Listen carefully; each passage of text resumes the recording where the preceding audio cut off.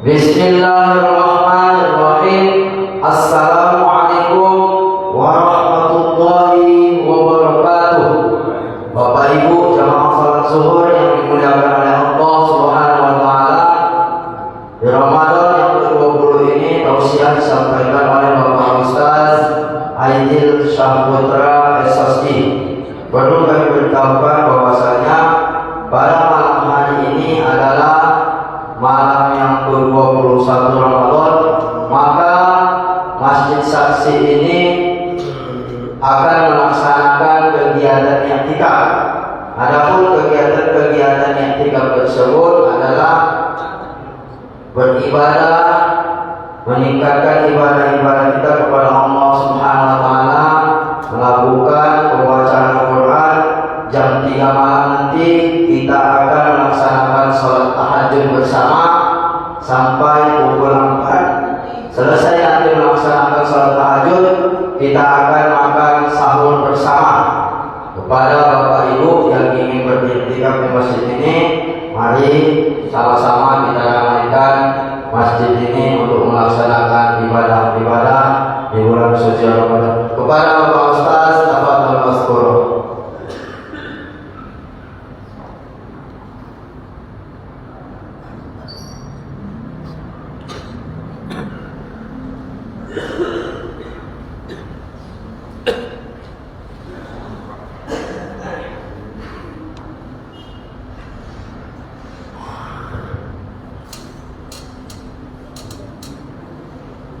أعوذ بالله من الشيطان الرجيم.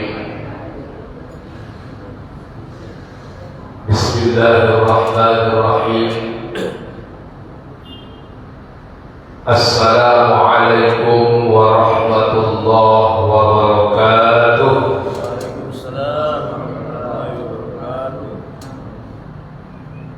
الحمد لله رب العالمين، والصلاة والسلام على أشرف الأنبياء والمرسلين سيدنا ومولانا محمد وعلى آله وأصحابه رسول الله أجمعين. أما بعد، سبحانك لا علم لنا إلا ما علمتنا إنك أنت العليم الحكيم. لا حول ولا قوة إلا بالله العلي العظيم. قال الله تعالى في القرآن العظيم: أعوذ بالله من الشيطان الرجيم. بسم الله الرحمن الرحيم. يا أيها الذين آمنوا اتقوا الله ولتنظر نفس ما قدمت لغد واتقوا الله إن الله خبير بما تعملون. صدق الله العظيم. Yang kami hormati, kami muliakan PKM Masjid Saksi Kota Tanjung Balai, Bapak Ibu sidang jamaah salat zuhur yang dimuliakan oleh Allah Subhanahu wa taala. Mari kita bersyukur kepada Allah di atas segala nikmat-nikmat yang diberikannya kepada kita, sehingga sampai saat ini kita dapat melaksanakan aktivitas amal ibadah kita kepada Allah Subhanahu wa taala. Semoga kegiatan amal ibadah yang kita kerjakan di dunia Allah taala ini mampu menghantarkan kita nanti menjadi penghuni surga Allah Subhanahu wa taala. Amin ya rabbal alamin. Berikutnya salawat berangkaikan salam kita persembahkan kehadiran Nurjul Juman Alam Baginda Muhammad Rasulullah sallallahu alaihi wasallam dengan memperbanyak bersolawat kepada baginda Rasul, istiqamah menjalankan syariat-syariat yang dibawa Rasul dalam kehidupan kita sehari-hari. InsyaAllah mudah-mudahan kelak nanti dia berhisab, kita termasuk golongan orang-orang yang mendapatkan syurganya Allah Subhanahu wa ta'ala. Amin ya rabbal alamin. Bapak Ibu sidang jamaah yang dimuliakan oleh Allah Subhanahu wa ta'ala, sesungguhnya amal ibadah yang kita kerjakan di dunia Allah ta'ala ini, itulah nanti yang kita harapkan sebagai penolong kita. Tatkala di saat tidak ada yang bisa menolong kita, yauma la yanfa'u malun wala banun illa man atallaha biqalbin salim. Hari itu tidak ada lagi gunanya harta kalau selamanya ini kita bangga-banggakan harta kita tetapi tidak bisa masukkan kita ke dalam surga. Tak ada gunanya. Waktu di dunia susah awak berimbang, susah awak bersedekah, tak bisa nanti menjadi penolong kita. Walaupun anak pun begitu juga. Kadang-kadang maaf Pak, masih hidup lagi awak, menonton TV awak dibuka TV, anak itu tak melangkahi kabar. Aku lagi udah mati, betul doang. Illa man atallaha biqalbin salim. Hari itu cuma hanya satu bisa mendapatkan itu, hati yang kosong. Bagaimana membersihkan hati itu? Bersihkan amal ibadah. Bersihkan amal ibadah yang kita kerjakan di dunia Allah Ta'ala ini. Jaga amal ibadah kita, awasi amal ibadah kita. Bagaimana cara mengawasi amal ibadah yang kita kerjakan? Kita harus menghindari hal-hal yang dapat menghancurkan, dapat menghilangkan pahala amal ibadah yang kita kerjakan selama kita hidup di dunia Allah Ta'ala ini. Ini yang kita harapkan. Tak ada lagi yang bisa membantu kita dalam kubur. Ulama minta ampun dan ulama berbandingan antara alam dunia dengan alam kubur. Satu hari di alam kubur itu seperti 50 tahun dalam dunia. Bayangkan itu dalam dunia itu Pak. Kalau tak ada melawat selesai bonyok. Kalau berendek lagi nanti selesai bonyok Pak. Di akhirat itu begitu juga nanti. Di pada masa jarak antara kepala dengan matahari itu mula-mula sejongkang. Bayangkan sejongkang. Sedangkan saya di balaku itu ini agak kekasih juga panas. Boleh sejongkang. Ada lagi nanti sesuai dengan amal ibadahnya lah. Ada nanti air keringatnya membasahi mempucuri badan seluruh badannya, ada sampai 100 kaki. Ini agak lumayan dengan amal di dunia. Ada lagi sepinggang, ini agak pahalin. Ada lagi kau semoga kau sudah kena bodoh ya. Sesuai dengan amal ibadah kita. Makanya ketika kita ingin berharap mendapatkan syafaat nanti atau pertolongan nanti di hari pembalasan, maka jaga amal ibadah kita.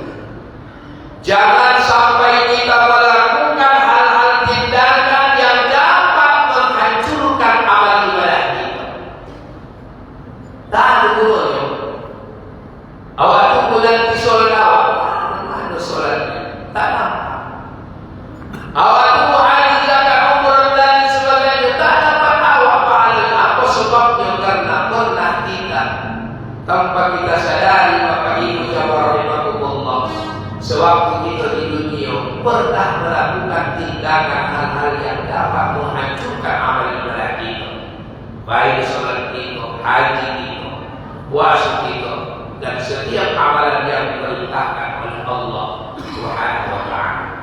Maka dalam sadar itulah kita diingatkan oleh Rasul, diingatkan baginda Rasulullah sallallahu alaihi wasallam kepada kita terkait ada hal yang dapat menghancurkan amal ibadah yang kita kerjakan selama kita hidup di dunia ini. Di dalam kitab Nasaihul Ibad karangan Syekh An-Nawawi radhiyallahu anhu, Rasulullah sallallahu alaihi wasallam mengingatkan kepada kita sittatu asya tuhbitul a'mal. Ada banyak perkara yang dapat menghancurkan amal ibadah kita. Wajib masalah memahami kumpulkan waktu di dunia ini. Istilah orang potong tanya balik macam mengumpul lemak kota pergi ke sana, ikut awal dikit pergi ke mari, ikut awal haji pergi ke sana, iktikaf dan sebagainya. Tak awak dapatkan nanti pahala. Kenapa? Karena kata Rasulullah sallallahu alaihi wasallam, kita pernah melakukan tindakan yang dapat merusak amal ibadah kita. Apa yang dalam perkara itu kata Rasulullah sallallahu alaihi wasallam, al-istiqalu bi uyubil khalqi, suka sona mengungkit-ungkit, membungkah-bungkah keburukan orang lain. Suka membuka-buka aib saudaranya. Nang hobian jemput bapak, nah hobian kat sana dibuka keburukan orang. Sedihlah sedihlah. Tahap ini misi dia. Buruk saja pandangan orang. Inilah kenapa. Kalau hati itu sudah buruk, tak ada saling yang cocok dengan rasanya.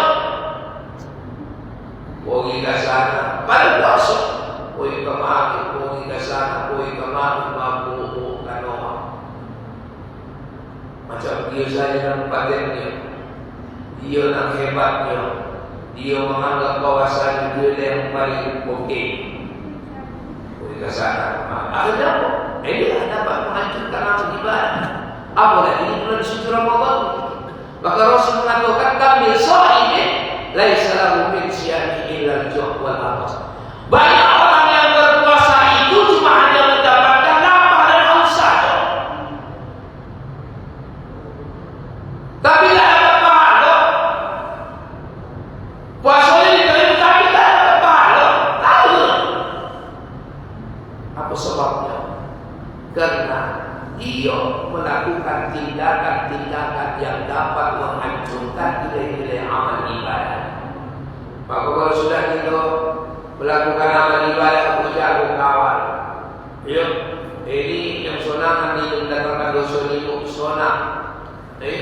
Pagi-pagi buka boleh, ya kan? Kumpul orang, begini-begini yang selesai, tak boleh terus, tak berguna, tak berguna. Karena kebolehkan selamanya ini tak bisa kita harapkan nanti untuk menolong kita nanti di hari pembalasan.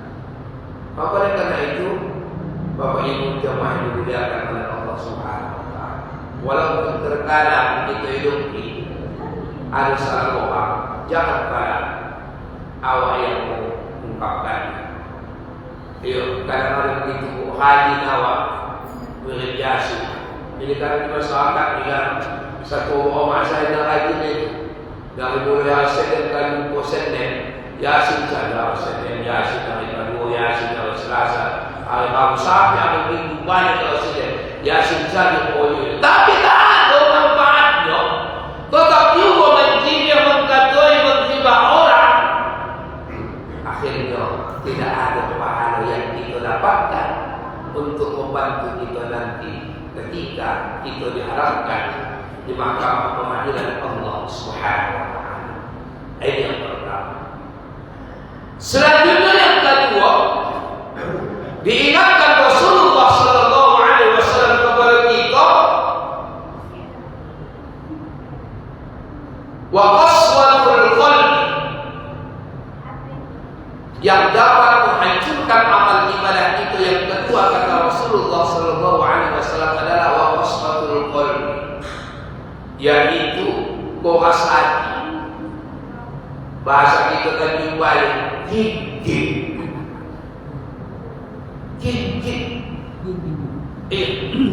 Tak anda mendengarkan nasihat orang lain. Dinasihati dia orang maha pula lagi. Maaf. Apa kita kata dan buat-buat. Ini kalau menasihati ini kan bukan persoalan mudah sama tua. Persoalan apabila nasihat itu bisa mengubah awak, mengubah PL awak, mengubah tingkah laku awak, doakan. Walaupun dia masih muda di bahar. Makanya kata Rasul, unzur maqala wala tadur maqala. Lihat apa yang disampaikannya, jangan kau lihat siapa yang menyampaikannya. Dasar. Ini kalau hukuman begitu, janganlah. Tak boleh begitu. Dia belakang. Ada gigit. Kuning kau pun masih mau coba boleh. Ini. Bang bisa lagi bilang, mana duluan kita makan garam daripada kau? Mana duluan aku makan garam daripada kau? Ini gigit. Jawapan itu cocoknya, patutlah buat darah tinggi dengan makan garam saya. Karena soalnya begitu tidak jumpai dengan masyarakat. Selanjutnya ketika kita menasihati orang lain, kok bisa jangan dibuka orang walaupun dia salah. Ini karena penyakit tidur juga supaya ada dibuka orang menasihatinya. Supaya apa? Dia tahu kau itu. Dia tahu kau mana. Ini namanya bukan menasihati. Ini namanya bukan penasihat. Panggil dia buat salah. Panggil. Salah seperti begini. Engkau melakukan ini. Engkau melakukan ini. Sebaliknya pula, ketika dia pula dinasihati, sudah ada orang pula nasihat dia. Doakan pula nasihat kawan. Baru pasti kata Allah, wa tawasau bil haq wa tawasau bis sabr. Saling menerima. Ketika kita diberikan nasihat, maka kita pun harus siap menerima nasihat. Ini perkara nasihat saja jangan doakan dia. Kira nasihat apa dan doakan. Dan pernah begitu kejadian. Waktu kami remaja musola dulu kita bias. Ada uang. Benar-benar uang ya kan. Dia bilang, Wah jalan dari sini, berjalan. Itu ada dua berapa di sudut-sudut dari balik rumah orang. Wah di situ ada polisi dia. Jadi lo ditakutkan dengan polisi dia daripada polisi dia baru bang. Kalau polisi baru nampak ada ya. Ini polisi dia ni dikaitkan lagi apa selesai. Kami bilang Pak jangan lewat sini awak. Dan itu banyak polisi dia kalau kita jalan buat alat yang lengkap. Ayo kan? Kau menasihati pula ada. Lebih tua nak pula layak kamu. Kau tak boleh. Ayo tak sudah. Akhirnya apa? Pak. Habis sembahyang Nisa. Tak nak buat tu sih. Itu akan dikaitkan polisi tidak tadi. Siapa nak menyelamatkan? Dan ada juga lah ramai-ramai yang kami angkatlah. Angkat. Dia berapa? Apa nak doakan? Kita harus saling menasihati. Kalau sudah tidak masuk nasihat, ada perasaan itu. Tak bisa lagi menerima kebenaran. Oleh karena itu hatinya kata Allah, "Khatallahu ala qulubihim wa ala sam'ihim wa ala absarihim ghishawatun wa lahum 'adzabun 'adzim." Sudah tertutup hatinya Pak Bu. Tak bisa lagi menerima kebenaran. Mendoakan Allah tinggal menunggu azab Allah Ta'ala. Sukat malaikat ijwa'illah menasihatinya bahawa itu. Kenapa? Penghabisan nasihat yang paling utuh dalam kehidupan ini adalah kematian. Maka ada kita sedang boleh kuasa mati, malaikat ijwa'illah menasihatinya selesai. Ini dia. Kalau sudah hati bohas, tak mau mendengarkan kebajikan, tak mau mendengarkan kebajikan dari orang lain, maka hati-hatilah. Amal ibadah itu inilah dapat menghancurkan amal ibadah yang kita kerjakan. Selanjutnya jemaah yang dimuliakan oleh Allah Subhanahu wa taala, yang ketiga wa hubbud dunya. Yang dapat menghancurkan amal ibadah kita, haji kita, umrah kita, puasa kita, sedekah kita, amal-amal kebajikan kita yang kita lakukan selama kita hidup di dunia ini, kata Rasul, wa hubbud dunya, terlalu cinta kepada dunia. Bukan berarti dilarang mengejar dunia, tapi harus bisa kita menyeimbangkan antara kehidupan dunia dan kehidupan akhirat. Ibadah dunia kata kata aisyah abada, wa amal akhirat kata kamu kemudian. Bekerjalah kamu seolah-olah kamu hidup selama-lamanya, dan beribadah kamu seolah-olah kamu mati besok. Ini karena teman tak tahu besok itu matimu. Kalau tahu kita besok mati, ini pasti saksi. Nah ini kunci kali ini. Sampai kata padat ini beribadah, padat bagi yang saja orang mesti dilakukan. Kenapa? Karena besok tahu dia mati. Karena lantaran tak tahu kita akhirnya terlalu cinta kepada dunia. Yang dilarang Allah itu adalah terlalu cinta kepada dunia. Hubbud dunya wa karahiyatul maut.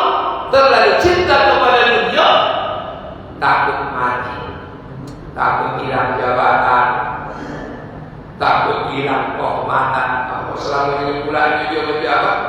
Siapa yang bilang pula? Katuo. Asalkan lewat katuo. Asalkan lewat boleh kopi warung katuo, singgah katuo. Ada kalau yang kata katuo nak buat lagu dia kan? Berapa makan.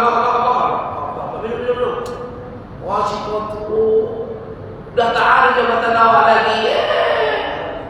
Takut segala upaya dipojokkan supaya dapatkan kemudahan itu. Takut hilang harta. Kalau takut awak hilang harta, infakkan harta bermanfaat. Nah, ini banyak yang bisa dipojokkan. Kalau sudah takut dengan dunia, berarti terlalu mengejar dunia. Kalau sudah takut kepada hilangnya dunia, berarti terlalu cinta kepada dunia. Yang diharamkan itu adalah terlalu cinta kepada dunia. Kenapa? Kalau sudah cinta dunia, lupa mati, lupa beribadah, menganggap takut mati, menganggap bahwa hidup saya di dunia. Wa hubbud dunya, terlalu cinta kepada dunia. Padahal yang memuliakan kita dalam hidup ini bukan karena pangkat, bukan karena jabatan, bukan karena popularitas, tetapi yang bisa menjadikan kita orang yang mulia itu adalah kata Allah, inna akramakum indallahi atqakum. Sesungguhnya orang yang paling mulia di sisiku, kata Allah, adalah orang yang paling bertakwa dan baik. Selanjutnya jemaah rahimahullah, yang keempat adalah wakilatul hayat, tidak memiliki sifat malu. Bahasa kita Bandung wadenya tak malu, hilang sudah bukan malu. Apalagi di bulan suci Ramadan, tak malu, tak puasa,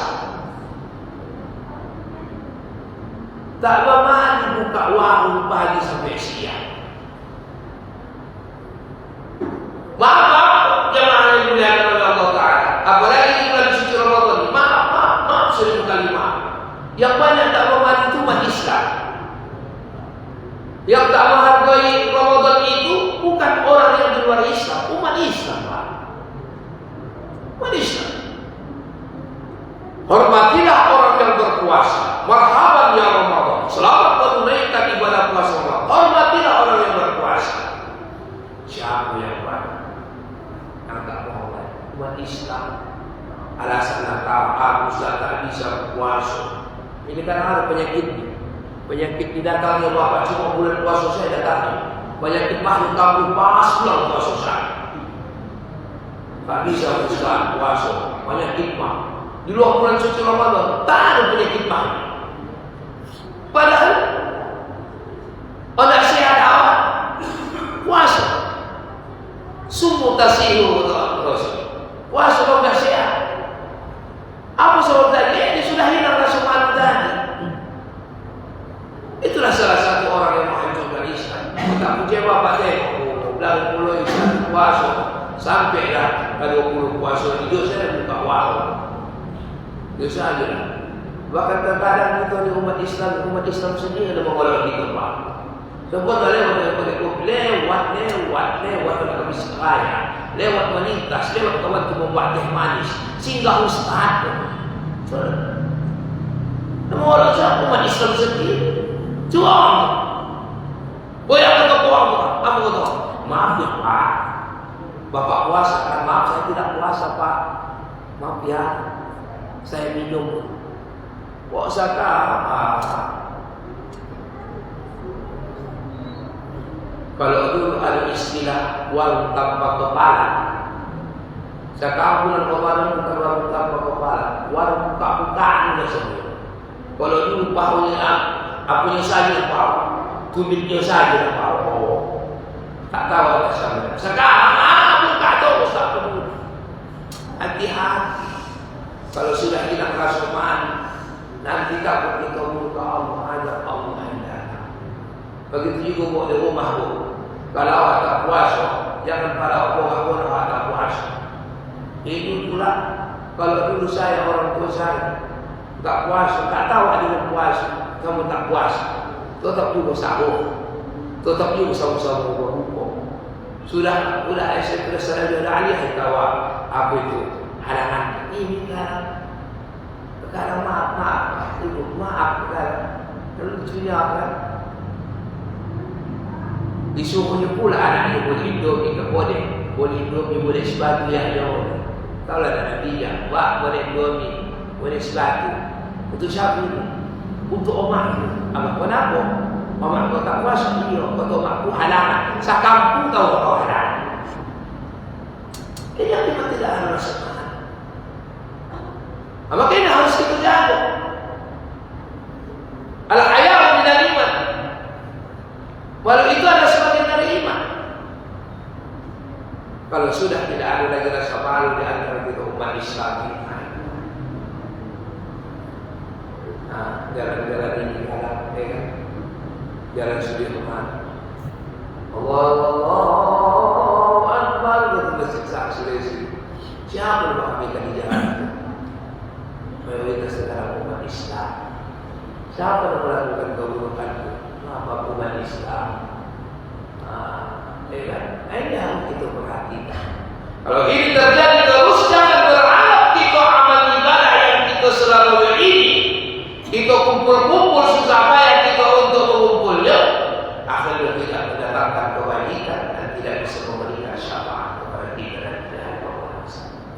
Selanjutnya jemaah rahimahullah, yang kelima diingatkan Rasul kepada kita adalah kata Rasul watulul amal, artinya adalah jangan terlalu banyak angan-angan, banyak menghayal. Dan banyak menghayal apa yang kita terima saat ini, itulah nikmat yang diberikan Allah. Syukur. Jangan ada bahasa andaikan. Kalau seandainya, ini bahaya ini.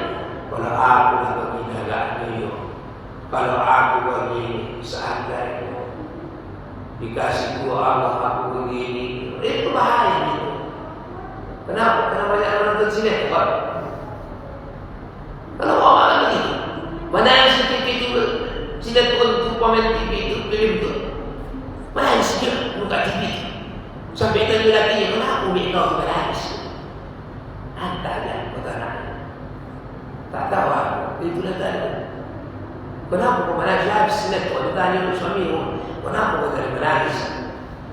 So dia aku pada begini. Kalau sobat, sudah kubayangkan itu, bahaya. Kok kubayangkan tadi begitu lang ay nasib ko ni pula iyo. Lupa kepada Allah. Kenapa? Karena kita berhayal yang tidak pasti, yang mustahil. Akhirnya Apa kita kepada Allah yang kita pikirkan yang tidak pasti? Akhirnya tidak mau melakukan amal ibadah kepada Allah. Apa kaya? Inilah yang dikhawatirkan Rasul. Inilah yang dilarang Rasulullah Sallallahu Alaihi Wasallam kepada kita. Bahwa umat ini jangan banyak berhayal. Bersyukur saja apa yang diberikan Allah kepada kita yang kita miliki pada saat sekarang ini. Mungkin semuanya itu ada hikmah yang akan diberikan oleh Allah Subhanahu Wa Taala. Selanjutnya yang terakhir adalah wazalimu la yakani. Kata Rasul, yang dapat menghancurkan amal ibadah itu, merusak amal ibadah adalah tidak henti-hentinya berbuat kezaliman. Ketika kita sudah melakukan amal ibadah, maka itu jauh amal ibadah. Jangan sampai lisan kita, perbuatan kita tingkah kita dapat menzalimi orang lain. Dengan sikap kita dapat menzalimi orang lain. Akan tetapi yang kita harapkan adalah bagaimana bisa kita jaga, bisa kita kawal amal ibadah yang kita kerjakan ini, bisa nanti menyelamatkan kita nanti dari pembalasan. Jaga sikap kita, jangan banyak berhayal, jangan banyak melakukan kezaliman. Tanamkan sifat malu dalam kehidupan kita. Jangan terlalu cinta kepada dunia, jangan puas hati, dan jangan banyak menzalimi orang, menghibah orang lain. Insya Allah, kalau sudah ini kita tanamkan, kalau kita ini semua ini kita hindari dalam perbuatan kita, dalam kehidupan kita sehari-hari, insya Allah apa yang kita amalkan, apa yang kita aplikasikan selama kita hidup di dunia Allah Ta'ala ini, mudah-mudahan insya Allah bisa bermanfaat sebagai membantu kita nanti, memberikan syafaat kepada kita ketika nanti diharapkan di mahkamah pengadilan Allah pada hari pembalasan. Apalagi kita sudah berada di akhir-akhir bulan suci Ramadan ini, maka terus berbuat amal ibadah kita, banyak melakukan kegiatan-kegiatan yang mendatangkan amal ibadah, dan hindari perbuatan-perbuatan dosa dan kemaksiatan. Insya Allah, mudah-mudahan kalau ini semuanya kita pertahankan sampai nanti akhir Ramadan ini, sudah ada yang Allah berikan nanti bagi orang-orang yang berpuasa, hadiah yang akan diberikan Allah nanti di hari pembalasan. Rasul mengatakan, inna fil jannati baba yuqalu lahu rayyan yadkhuluna minhu as-shaimun. Sesungguhnya di surga itu ada pintu yang bernama Rayyan, maka dari pintu itulah orang-orang yang berpuasa dimasukkan Allah Ta'ala ke dalam surga Allah Ta'ala. Mudah-mudahan dengan amal ibadah yang kita pertahankan selama kita hidup di dunia ini bisa menjadikan kita sebagai golongan orang-orang yang mendapatkan surga Allah nanti di hari pembalasan. Amin ya rabbal alamin. Bapak Ibu jamaah rahimakumullah, mungkin hanya yang bisa saya sampaikan dalam proses hari ini. Mudah-mudahan pertemuan kita dan amal ibadah selanjutnya yang kita kerjakan secara berjamaah tadi diterima oleh Allah Subhanahu wa taala. Amin ya rabbal alamin. Akhirul kalam billahi taufiq wal hidayah. Wassalamualaikum warahmatullahi wabarakatuh.